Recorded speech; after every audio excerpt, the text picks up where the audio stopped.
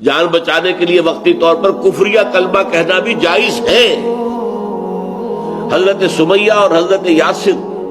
انہوں نے کوئی کلمہ کفر کہنے سے انکار کر دیا اور ابو جہل نے انہیں شہید کر دیا۔ حضرت سمیہ کو برہنہ کیا ہے بیٹے کے سامنے، بیٹا عمار اسے ایک ستون کے ساتھ باندھا ہوا ہے، اس کے سامنے ماں کو برہنہ کیا، اس نے آنکھوں پہ ہاتھ رکھے، کہا اس نے، ابو جہل نے تنگ آ گیا جب کوئی بچہ کیسے سپرو جسم کو داغ رہا ہے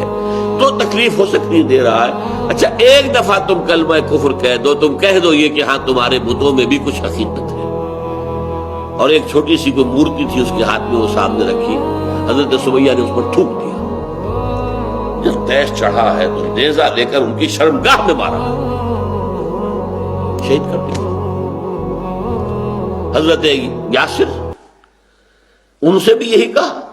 ایک دفعہ بھی کہہ دو تو میں چھوڑ دوں گا تمہیں، چلو نہیں۔ پھر 4 سانڈ اونٹ